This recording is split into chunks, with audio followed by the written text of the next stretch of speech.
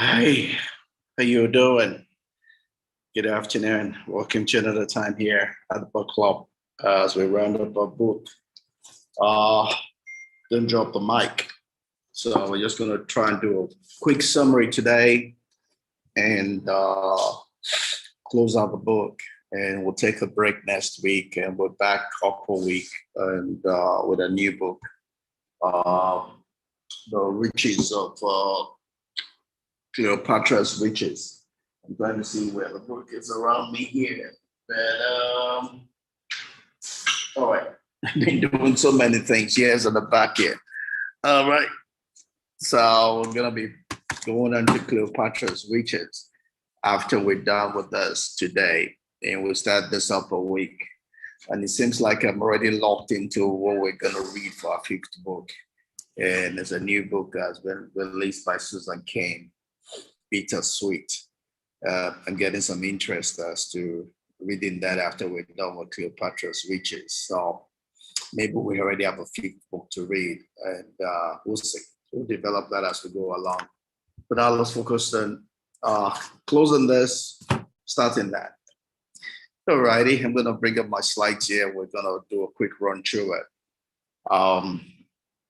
Just give me 2 seconds here, and I'm going to bring up the slides there.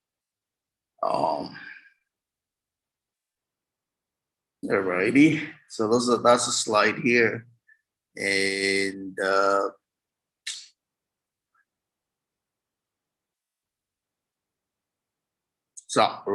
book written by T.D. Jakes, right? Bishop Thomas Dexter, Jakes Sr. And it needs no introduction. We've gone through the book itself. There's importance of our words in communication, preaching, delivering message. That's just a whole summary about it. Just something to sharpen our ability to communicate better, right? Our usage of words. That's what we've been going through as far as this goes. And the book we saw is divided into actually 4 parts. I thought it was 5 parts, well, 4 parts, or call it the 5th part is I think it's 4. It's 5. 5 parts. Yeah.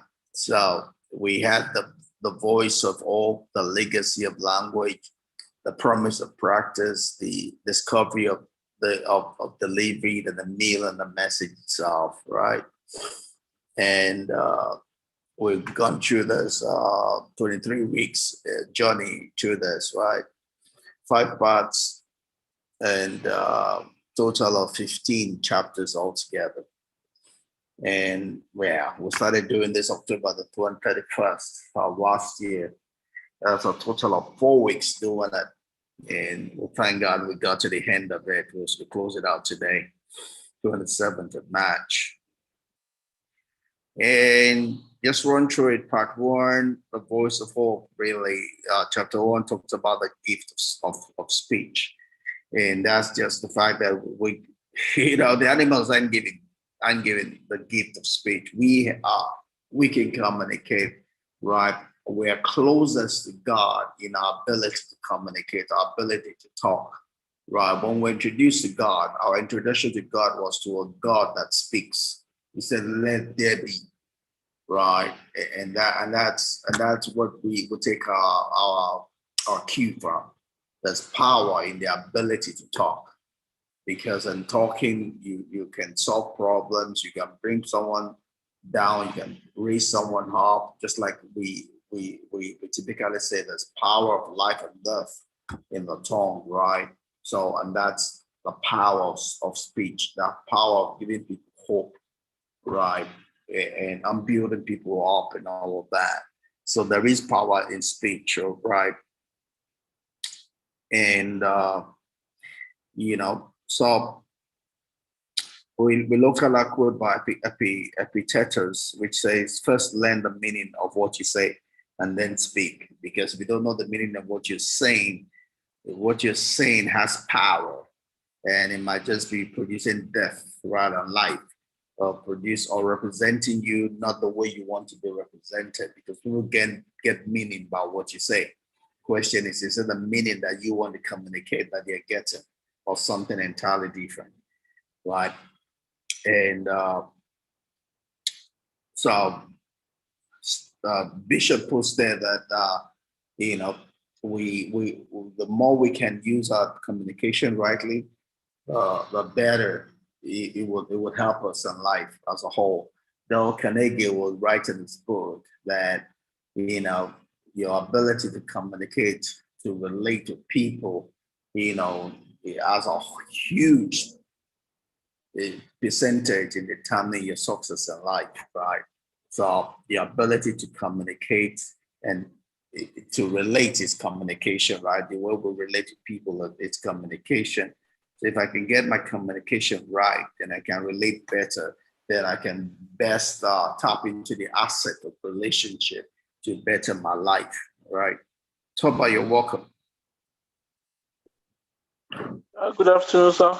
Good afternoon, bless you. So we're just trying to do a quick run through the book, summarize it as we close it out today. Uh, so I'll send you the slides later on, but just a quick summary of the whole book itself.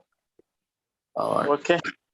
Yeah. Okay, So in chapter 2, we talked about how to hone your fear factor. You know, fear typically is a limiter in most things or everything good. Fear is something that stands in our way from progressing in life, or for doing the things that we're here for, or for fulfilling our purpose in life. And the way to counter fear is not to run away from it, but to um, not to deceive yourself that it's not doesn't exist, but to define it. What is it that I'm scared of, and how can I combat it, right? So you have to hone your fear, right? And a bishop says the first step towards that is facing it, right? You face it with a key to overcome it, whatever that fear might be. Typically, people have a general fear of public speaking, right? And the name for that is glossophobia, right? And people typically say that it's next to the fear of death. You know, that is if you're ignorant about it, right? As you gain mastery over yourself, right? You know that the fear of public speaking is eased with the desire to be perfect, right? Where the focus is on other people, where you're living yourself for your life for other people, not for yourself, right? When you don't know yourself, then you'll have fears, you know. But one way to easily conquer the fear of public speaking is to take the focus on yourself and not on other people. You know, see that you have something to give and go give that. Not You're not out there to impress people.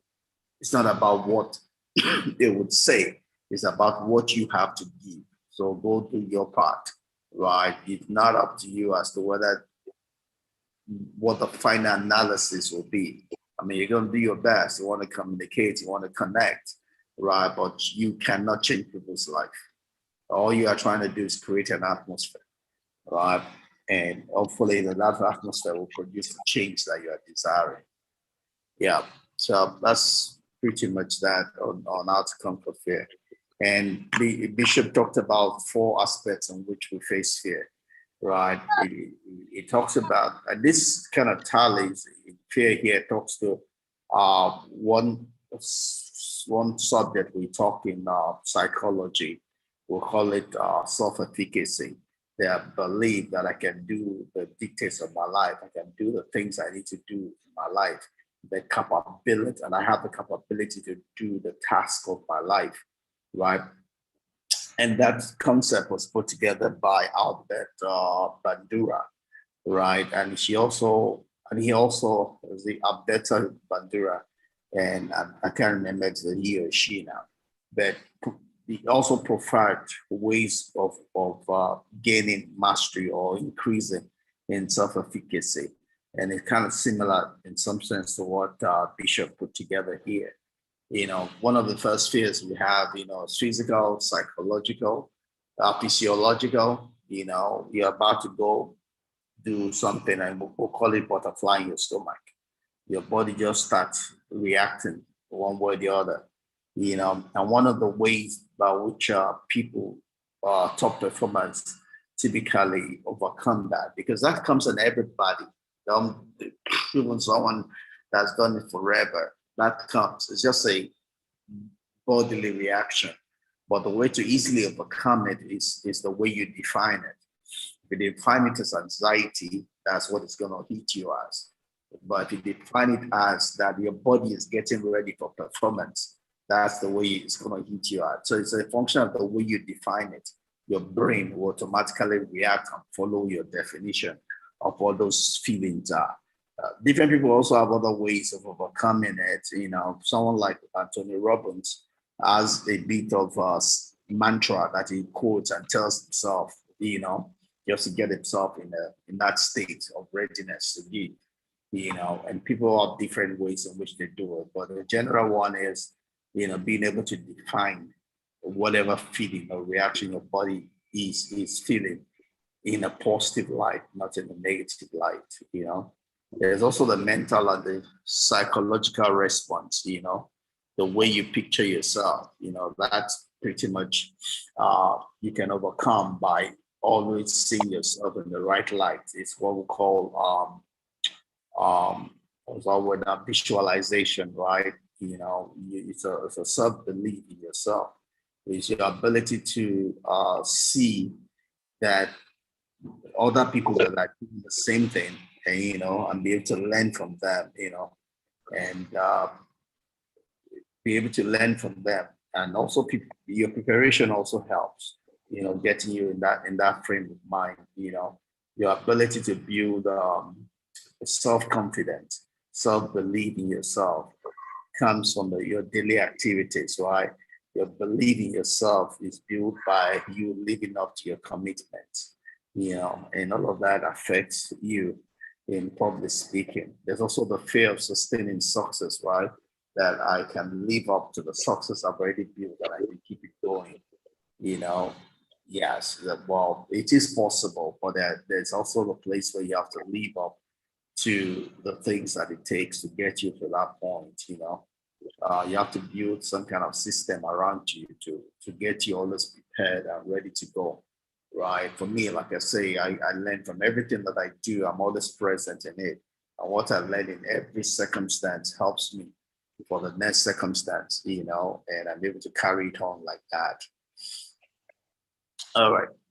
So, but if you have any question anytime, let me know. No. I'm just looking at the responses you've been mentioning, trying to Yeah. reflect on them. Yeah. What kind of Yeah, challenge then have you had when you minister? Anytime you want to minister and something holds you back, and how do you overcome it?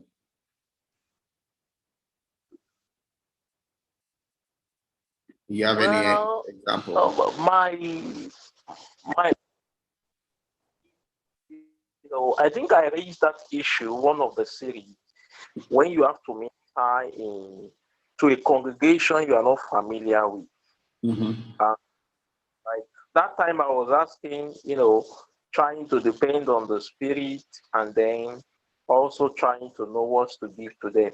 But this time Mm-hmm. around, now that yes, when I face a congregation that I'm familiar with, that I'm used to, Mm-hmm. the fear is there, Mm. because they are You're at regularly. home. But when we face a new set of people, maybe you are invited to Mm-hmm. a place to minister, or you are having Mm-hmm. a worship that bring in so many other people apart Yeah. from your own. Mm-hmm. The tendency of uh, the fact that you are not familiar with them creates some levels of fear of will I Anxiety be accepted. Not that the fear is there really, but like a new scenario, a new is a situation. challenge. Yeah. Yes. So like, what would I say that will be acceptable to these people, and Yeah. kind of approach will be something that will be easy for them to swallow, and Mm-hmm. things like But Yeah. after the 4 minutes, maybe two, 2 to 5 minutes later, Mm-hmm. one responses, I mean their body language, and then Mm-hmm. I come to understanding of the fact that if I've been accepted, Mm-hmm. based, or if I need to switch and use another style of presenting the Mm-hmm. word today. Yeah. Yeah. Hey, Han, you're welcome. Just to get you know. Good morning. Good morning. Good morning. How are you? Good. Sorry, good Yeah. afternoon over there. Good afternoon here. Yeah, we can see it in your voice. All right. So we're just trying to do a quick summary through the book. We'll see how far we can go. We're here in chapter 3. So we're just talking about initially how to overcome fears, when you have to deliver a message, which is really tied to this slide crowd, and, you know, first of all, is the fact that, for me, I used to have stage fright, because I grew up as a shy person. I grew up living in my own cocoon. No, I wasn't that used to relating with strangers. I relate very well once I'm familiar with you and I spoil myself. But that first incident of knowing someone, meeting someone, it used to be like an ordeal I have to first of all cross, so that affected me generally, that in today I've grown past a lot of that. It's easier for me to go to a place and just perform it, and there's some tricks to it, right? One of those tricks is building yourself. It's a discipline. The discipline you that's in your life affects what you focus on, right? The more I get to teach, the more I get to share, I build confidence, right? My discipline to do it also brings me to a place that I'm able to go into new frontiers, right? But the mere fact that I'm even disciplined to study and I'm faithful to commitments I made to myself, right? And I'm doing all that I believe my spirit is telling me to do, gives me the confidence that, any place I enter is because God has already prepared that place for me and He has a word to give to the people. So that gives me a lot of confidence all on its own. Like I've said, I've never been to a place that when I'm in right tune with the Holy Ghost, that I needed to say more than what I prepared for. I mean, He always has me more prepared than I need for every occasion I found myself, right? So that comes from abiding, right? So from a Christian standpoint, it comes from abiding, right? Jesus Christ says we can do nothing of our own, right? Except we abide in Him. When we're staying in that constant fellowship and walk with Him, nothing will come our way that is going to be bigger than us, right? So that's one way of looking at it from a spiritual standpoint. Another thing I've learned to be able to overcome in public speaking is where you put your focus on, right? As much as you're going to prepare to bless the people, you need to always know that you're not there to impress the people. Fear of public speaking comes from the false desire to impress the people. You are so focused on what they will think about you, what they will say about you, right? Once you have that, fear will overcome you, right? But if your mind is not on impressing the people, but rather just going to do whatever task it is that you've been given to do, right, to the best of your ability, then the fear is gone. So it really doesn't matter whether the people like you, they don't like you, they get impressed with you, they don't get impressed with you. You are there to do a job and you do it to the best of your ability. And you find out that fear suddenly disappears. And fear is tied to your wanting to impress. right? You're wanting to impress will give you fear, public speaking. But if you go there because you believe in what you have and you're going to deliver it, the fear suddenly disappears. Any question on that?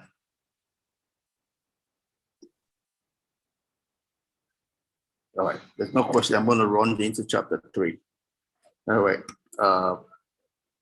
So preaching, chapter 3 just talks about, be careful when you're preaching, right? That you're engaging the people, not preaching to the. I mean, use the word. It's difficult, but you know what it means when you say, "Don't preach to me." Huh? You say what? Somebody you said no. Let me understand you don't. Are you talking to me? All right. All right.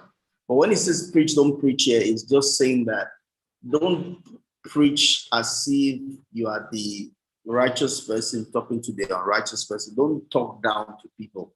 That's really what it's talking about. Don't talk down to people, and that's the same thing the Bible says. Says if someone is found in wrong, right, don't think of yourself as, me or Mariah, that you are there, but we need to be able to restore such a person in love.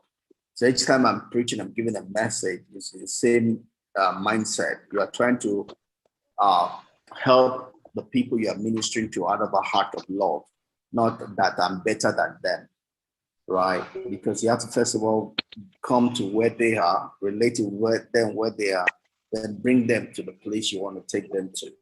Not that you stay on the other side. All right, you bad people, because if you can't connect with the people, you're only wasting your time.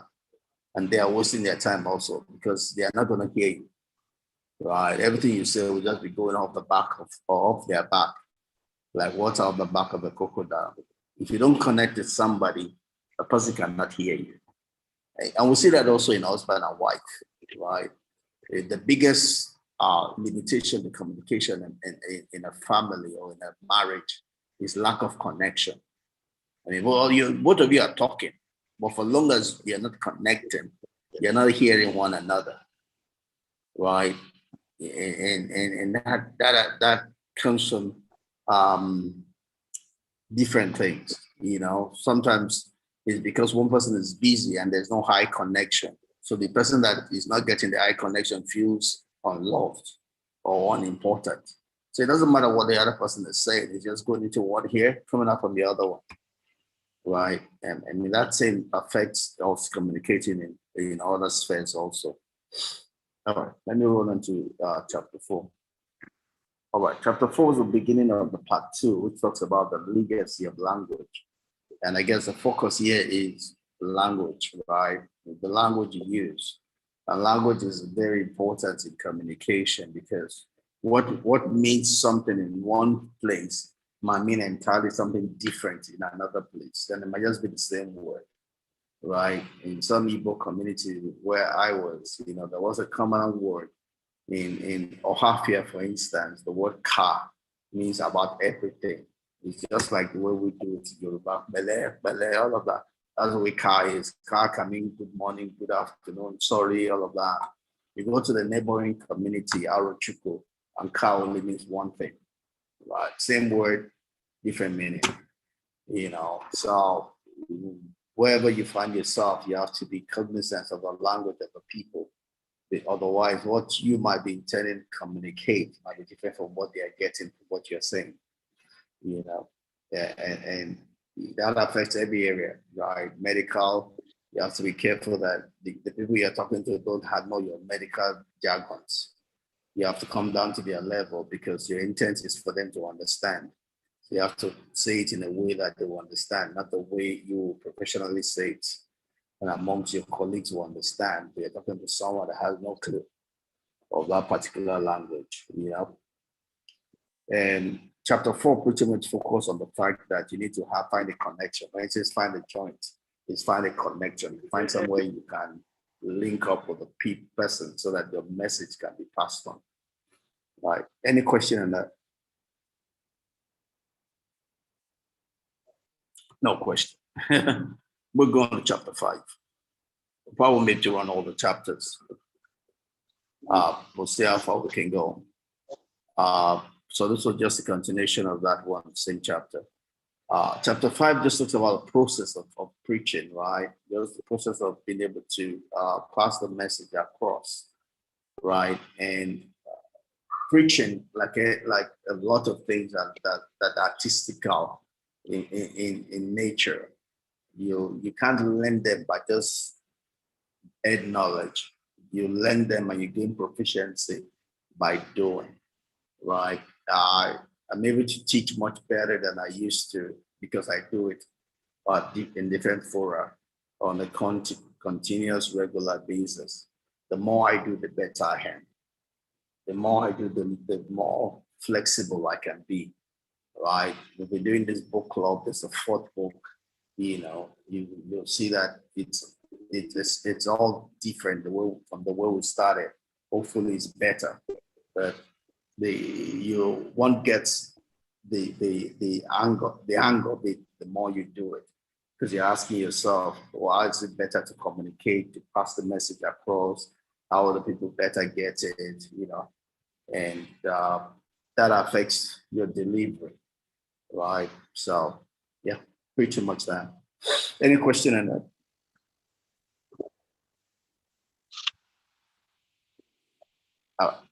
No question. We'll go on to chapter 6. Let's see how far we go. Probably stop at chapter 10 or so. So Bishop was talking about the process he uses when he's preparing the sermon. He talks about the fact that he will study, do his own study, right? He will think clearly about the message. He will pray about it.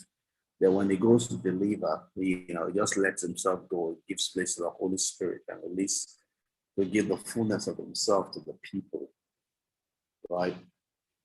Chapter 6 talks about where does it hurt. That means where's the pain point, right? Where are the people troubled? People are coming for healing. They have issues in their life. I mean, if people have issues in their life and they go to church and the pastor's always talking about something else other than the issues in their life, it's a waste of time. They aren't listening to what the pastor is talking about. The Bible says how God anointed Jesus Christ with the Holy Ghost and power, and he went about doing good, right? So if I'm preaching and I'm not addressing the need of the people, the want of the people, both of us are wasting each other's time, right? So there's a need to understand the pain point. I mean, any place I go and you want to make an impact, your impact has to be such that you are hitting on where the need of the people is. Any other thing you're saying, you're probably just going ahead. So that's just part chapter 6, being able to know where to focus on, so that the life of the people can be better, after you've spoken. So that's what chapter 6 puts it on focus on. In chapter 7, just saying that you should make the best use of every opportunity that you get, right? Every opportunity you get to minister, you need to make the best of it. Don't take any for granted. And that's important in various ways. First of all, you don't know who God has put there to take you to the next phase of your life. So if you take any for granted, you might just be delaying your promotion day, right? You also don't know who God has positioned there that he wants to save, for his greater purpose.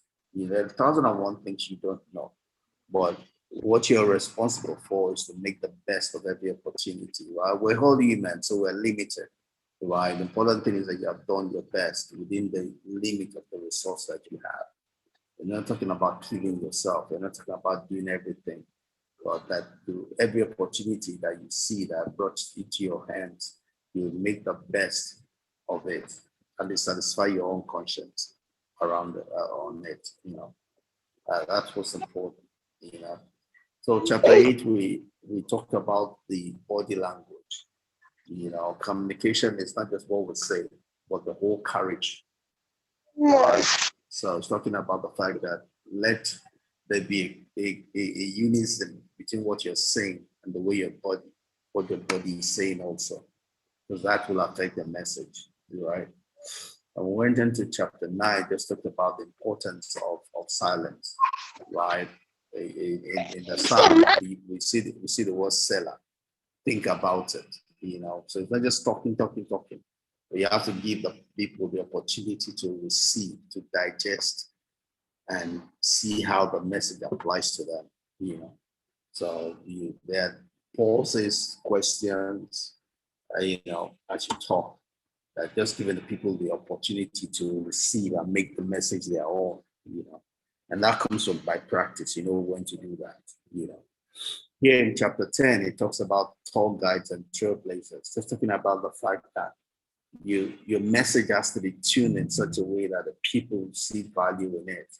If you're telling people what they already know, and you're not saying it in a new way, you're wasting your time. It's like preaching to the choir. They're just going to be repeating everything to you. You're not giving them new revelation, right? So you're pretty much giving them still meat. But every time you share it, you have to believe God that at least, even if you're telling people what they already know, but you're bringing it in such a way that there's opportunity to gain new light concerning it. Yeah, you're bringing it in such a way that you're giving them the opportunity or to be able to apply it in their life, to revisit it, to look at it from a new light or more light, right? So, and you do that by gaining proficiency in what you do, right? By studying, by meditating, by praying over it, and God opens your eyes to new things concerning the topic. You're able to share that with other people, and everyone gets blessed by doing that. All right, so I'm going to send you all of these summaries later on, and you'll see it. Don't let me go more than this. I'm going to just stop around here. Any question whatsoever before we tend towards shutting it down? From my end. None from your head. All right, great. Good. Repeating this. Great. I did go ahead to order 3 copies of this new book. They're supposed to go somewhere, and hopefully they will get sent to me here. The first one was supposed to have arrived in California yesterday, but since the way I sent it to is an office address, it didn't get delivered. So hopefully it will get delivered with the second one on Monday. So hopefully we'll get here before I travel. So if I do, then Toba will find out you're going to pick it up from me when I receive it. But I do have that. I do have that set in motion. Yeah. Alrighty. So, and anything before we shut this down? Nothing. I mean, communication is such a big it's such a big issue in relationship, and I think that this book is very enlightening, and I feel like I didn't finish the chapters yet, and I feel like I need to read it back, because one of the major problems of most marriages is communication. Absolutely. So I feel like this can apply to marriages in your everyday life, and also in, like, relationships wise. Absolutely. You have to, sometimes women, we just talk. We don't give time to, because we are more, we think, I feel we are more of the communicators. Yeah. So we don't give time, like, for silence, and okay, what do you think about it? And everything written in this book, like your tone, how did you say it, your body language, Sometimes when I tell my husband something, then his face starts to change, and I'm like, okay, you see, and I start becoming defensive, right? And I told him that it's your facial expression, your facial. So I feel like in every walks of life, even in our relationships, everything, communication is such a big factor, and it's a deal breaker. Absolutely. It's a deal breaker. Especially for so many relationships, not even marriage, for so many relationships and business, spiritual, everything. Right. So it helps you. It can either make you or mar you. Right. Yeah. Right. And I did get my book. You've gotten a new book? I got the book. Yeah. Oh, awesome. That's great. So we'll start on it upper week. We'll take a break next Sunday, then April 10th. We'll start on it and dig into it. So I trust God for wisdom, on that. I'm looking forward to an exciting time because I love talking about that. Well, we're looking forward to learn something. Yeah. Mazna said he was going to join, so let's see. We'll believe you when we see him, huh? Tell him I said so. Tell him we'll believe him when we see him. All right. Well, hopefully, by God's grace, God will help us. I'm believing for a great time doing that. So, yeah. All right. Let me let you go then. We'll talk later. All right. Okay. All right, Tom. All right. Take care. God bless. Have a great week ahead. You too. All right. Okay, bye-bye. Tom, all right. Take care. Thanks, sir. All right. I'll send you all the slides once I complete it. All right. No problem, sir. Thank you, sir. All right. Thank you. All right. God bless. All right. Bye-bye.